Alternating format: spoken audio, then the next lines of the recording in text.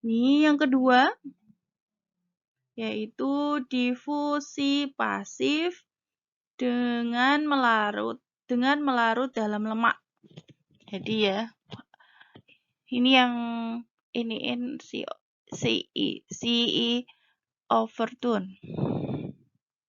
Jadi ini si Overton ini menyatakan bahwa kelarutan senyawa organik dalam lemak berhubungan dengan mudah atau tidaknya menembus membran sel. Jadi senyawa yang lipofil atau sifatnya nonpolar yang sifatnya mudah larut lemak pasti mempunyai koefisien partisi lemak air lebih besar sehingga mudah menembus membran. Koefisien partisi lemak air ini yang namanya log P.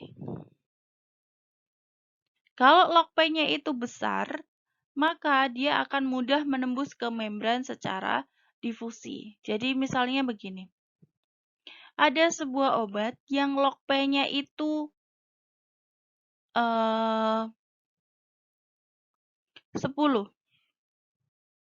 Jadi kalau log P 10 itu kalau anti lognya berarti 10 pangkat 10 gitu ya. 1 kali 10 pangkat 10.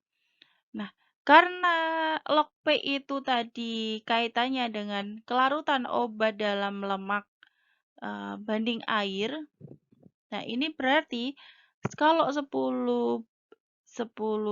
banding 10 berarti 10-nya itu larut lemak, satunya larut ke air. Jadi ini banyak yang larut ke dalam lemak dibanding larut yang ke air. Kalau ini yang besar berarti obat itu mudah menembus melalui difusi pasif dengan melarut dalam lemak gitu ya. Langsung nembus aja ngelarut dalam lemaknya terus masuk ke dalam intraseluler. Nah, contohnya yang log P-nya itu kecil. Misalkan log P-nya itu 0,1. Misalkan log P sama dengan misalkan aja ya, ini 0,1. Log P-nya berarti ini 1 banding 10 gitu ya. Ini langsung aja, nggak perlu di antilogkan ya. Boleh kalian nanti hitung antilognya. Jadi ini 1 banding 10. Kalau 1 banding 10 berarti yang larut di dalam lemak itu 1, yang larut dalam air itu 10. Jadi ini lebih banyak yang larut ke air. Nah, obat yang memiliki log P kecil ini akan lebih sukar untuk menembus ke membran sehingga ya yang mencapai ke target itu akan lebih sedikit. Jadi bisa dipahami ya. Koefisien partisi itu kaitannya dengan nilai log P. Jadi nilai log P-nya besar akan semakin mudah untuk menembus membran, maka akan semakin banyak yang akan sampai ke reseptornya. Tapi kalau log P-nya kecil, maka akan lebih sedikit yang menuju ke sel target. Nah, yang efeknya akan lebih rendah gitu ya. Oke, ini dari Mayer-Overton, kolerasi dari suatu anestetik. Jadi ini ada obat ya. Jadi ini ada suatu obat, suatu obat anestetik. Ini ya, yang obat-obat yang memiliki efek anestesi, gitu ya. Nah, di sini si Overton ini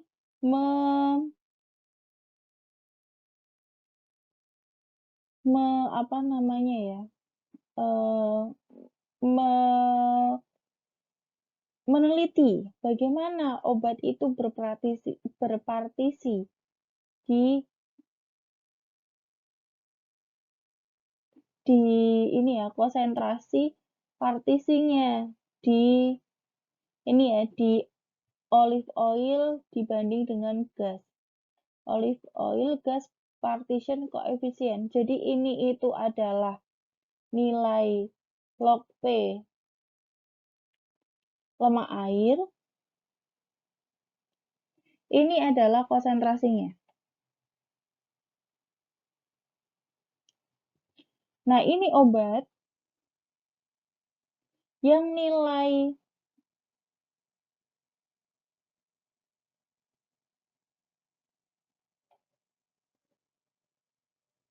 ini atmosfer absolut.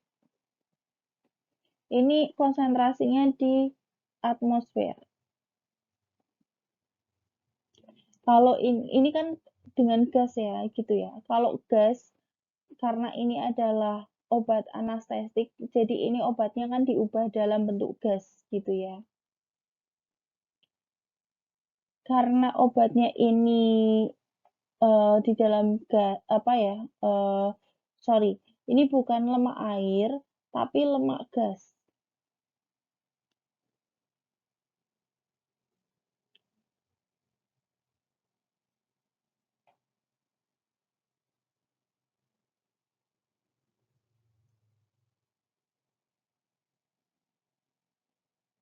Jadi ini semakin besar nilai log P-nya, lemak dalam gas, semakin besar, maka obat itu yang dalam bentuk gas itu akan lebih kecil. Ini ya, kecil. Sorry. Di atmosfer, di udara gitu ya. Di udara itu akan kecil.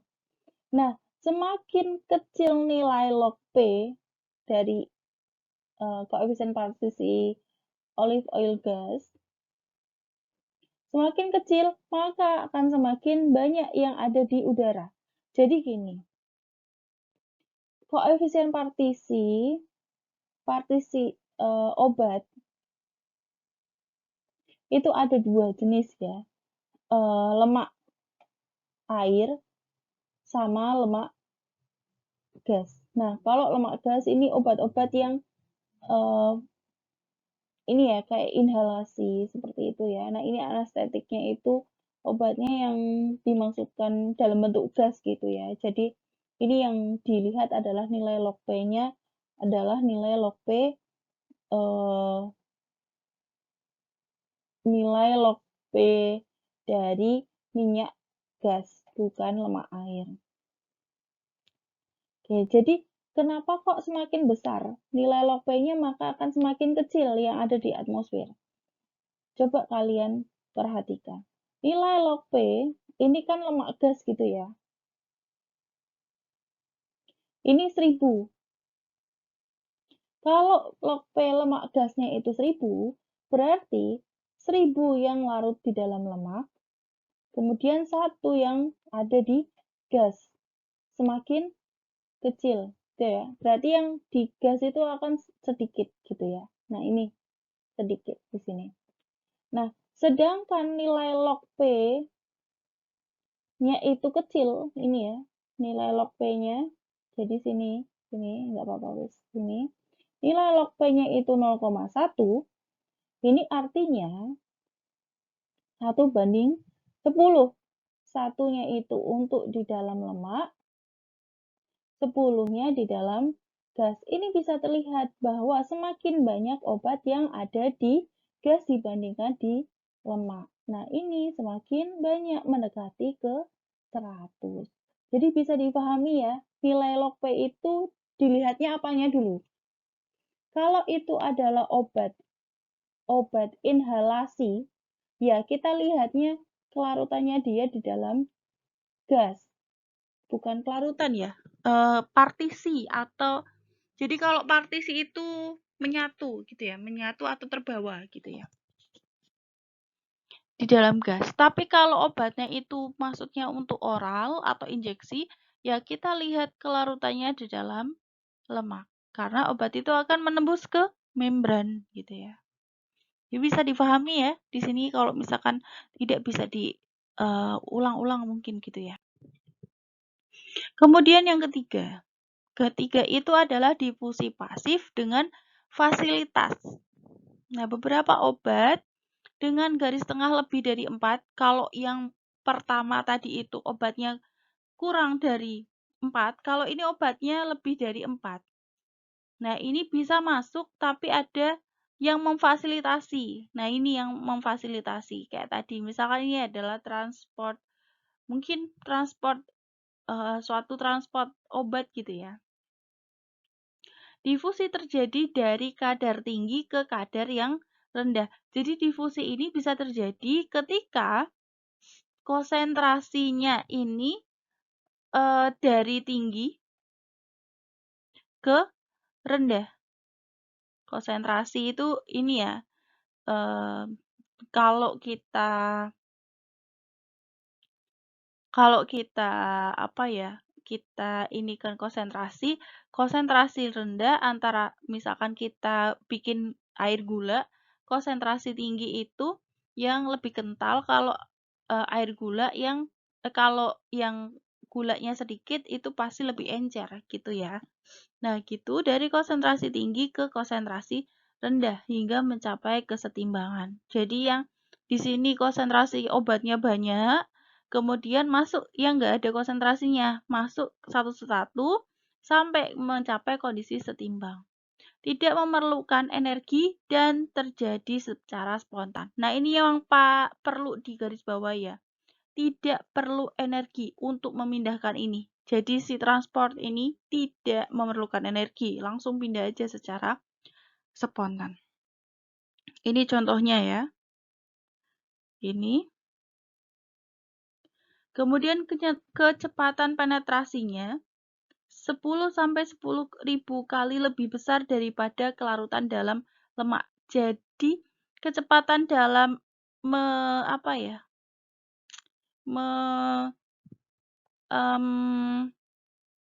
memindahkan gitu ya. Kecepatan dalam memindahkan dari ekstraseluler ke intraseluler itu lebih cepat dan lebih besar ya. Kalau misalnya yang tadi itu baru mindah 1, ini tuh bisa mindah 10 gitu. Bisa dipahami ya. Kemudian yang keempat, difusi pasif dengan fasilitas, ini masih lanjutannya. Jadi ketentuan tambahan, sorry, saya nggak baca. Pembawa dapat berubah enzim atau ion. Jadi tadi yang transportnya itu bisa suatu enzim atau suatu ion yang muatannya berlawanan dengan muatan molekul obatnya. Jadi misalnya, tapi bukan protein ya, gitu ya. Misalkan ini ya, si enzim atau ionnya, ini obat, ini berikatan, kemudian menembus ke membran. Nah, si ini akan kembali lagi ke sini. Obatnya akan dibawa ke intraseluler. Nah, contohnya kalau dianimasikan ini obatnya, terus ini transportnya, ini masuk, pembawa gitu ya. Pembawa, ini ngebawa obatnya dibawa ke sana, obatnya. Nah, si transport ini kembali lagi pembawanya. Jadi nggak akan nembus bareng ke sel target. Jadi si fasilitas ini tidak akan mempengaruhi dari obatnya. Jadi berbeda dengan protein ya. Kalau protein yang di awal kita bahas, si protein ini akan mempengaruhi obat sehingga tidak bisa menembus ke membran atau didistribusikan. Kalau ini pasti bisa. Karena si pembawa itu akan lepas ketika sudah melepaskan obatnya dilepaskan untuk menuju ke target. Nah, si pembawa akan kembali lagi ke ujung. Nah, nanti akan ngebawa obat yang lain gitu. Nah, difusi ini berjalan dengan cepat apabila ada katalis enzim dan ukuran kompleksnya cukup kecil. Nah, contohnya penetrasi gula, asam amino, gliserin, urea ke membran sel darah merah. Ini yang kedua. Kalau tadi itu pertama difusi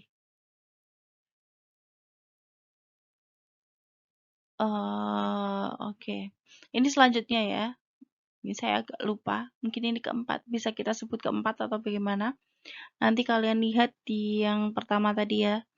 Nah, difusi aktif ini mirip dengan difusi pasif dengan fasilitas. Oh, sorry. Ini yang keempat ya berarti. Ini mirip dengan difusi pasif dengan fasilitas, yaitu berdasarkan teori pembawa membran. Jadi ada yang ngebawa. Sama, tapi perbedaannya pengangkutan obat dapat dari kadar rendah ke tinggi. Jadi, ini obatnya itu misalkan sedikit gitu ya. Di sini sudah ada banyak obat gitu ya. Nah, difusi aktif ini bisa membawa obat yang konsentrasinya sedikit ke konsentrasi yang lebih besar. Dari konsentrasi rendah ke tinggi ini bisa. Kemudian memerlukan energi. Kalau tadi itu dari tinggi ke rendah, ini rendah ke tinggi. Yang tadi tidak perlu energi, ini harus ada energi yang ngebantu gitu ya, yang ngoperasiin gitu ya. Kalau misalkan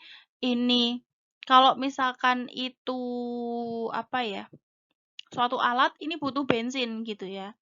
Nah, kemudian reaksi pembentukan kompleks obat pembawa memerlukan afinitas. Nah, ini perlu adanya afinitas atau kekuatan untuk berikatan. Gitu. Contohnya sekresi H+ dari lambung, pelepasan Na+ dari sel saraf dan otot, transport aktif K+ dan Na+ dari sel darah merah, transport aktif obat penisilin ke tubulus renalis. Jadi ini salah satu contoh dari difusi gitu ya. Kalau di contoh obatnya adalah ini obat penisilin dalam tubulus renalis atau di ginjal gitu ya. Kemudian pinositosis. Pinositosis itu termasuknya sudah transport aktif gitu ya. Oh, yang tadi itu masuknya ke transport aktif gitu ya. Kemudian ini ya, pinositosis itu suatu tipe khas pengangkutan aktif dari obat dengan ukuran molekul yang besar. Jadi kalau yang tadi itu molekulnya kecil-kecil, ini adalah yang untuk obat molekulnya besar.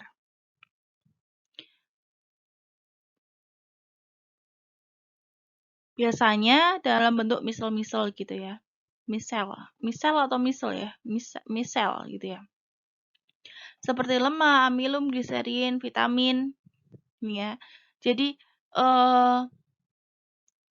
ini dari ekstra ke intraseluler, ini menembus membran lemak. Jadi ketika menembus itu, dia akan membentuk seperti barrier gitu ya. Nah, itu nanti lama-lama akan membentuk gelembung. Gelembung-gelembung nanti sampai di perbatasan ke intraseluler, dia akan pecah gelembungnya, terus misel. Ini yang namanya misel. Misel-miselnya itu ini, gelembungnya akan hilang. Itu ya. Terus ini terlepas. Nah, itu yang namanya pinositosis. Nah, ini contohnya dia akan membentuk gelembung. Ini ya. Misal ini membentuk misal-misal, nanti gelembungnya akan menyatu ke pinggirannya ini ya, terus nanti terlepas. Nah, mekanisme pinositosis ini sangat lambat, sehingga dipandang kurang penting sebagai suatu proses penembusan obat ke membran seluler.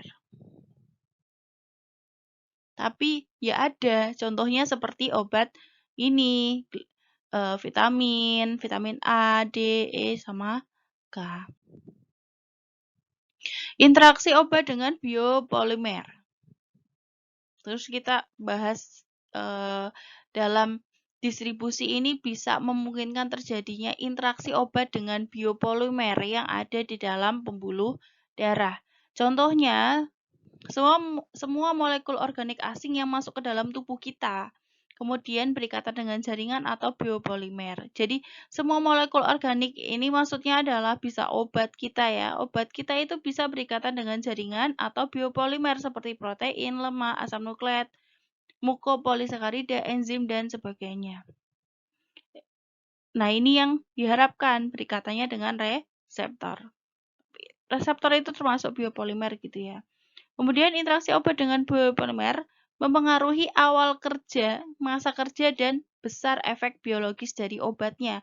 Kenapa seperti itu? Kalau misalkan obatnya lebih terikat dengan protein, maka nanti obatnya akan lebih sedikit yang nyampe ke reseptor sehingga efek biologisnya lebih sedikit. Atau obat itu berikatan dulu dengan asam nukleat sehingga harusnya sudah nyampe ke reseptor tapi belum. Jadi awal kerjanya bisa lebih lambat atau lebih cepat atau masa kerjanya bisa lebih panjang atau bisa lebih pendek gitu ya. Kemudian interaksi obat dengan biopolimer ini ada interaksi yang tidak khas sama ada yang interaksi yang khas. Kalau interaksi yang tidak khas itu obat dengan protein, obat dengan jaringan, obat dengan asam nukleat, obat dengan jaringan lemak. Kalau yang khas obat dengan enzim, obat dengan reseptor gitu ya. Maksudnya khas dan tidak khas itu jadi kalau teorinya secara teori umumnya ya, teorinya itu key and lock untuk berinteraksi. Itu ya. Pasti sudah ada seperti kunci dan gembok. Ini kan misalkan ini kunci, ini adalah gembok. Ketika bukan kuncinya, itu tidak akan bisa berikatan. Nah, tapi untuk sekarang ini tidak semua interaksi obat dengan reseptor atau dengan biopolimer yang lain itu berdasarkan prinsip key dan lock. Bisa secara interaksinya khas, bisa tidak khas gitu ya. Jadi nggak harus itu harus kuncinya, harus seperti kunci dan gembok. Itu bisa berikatan.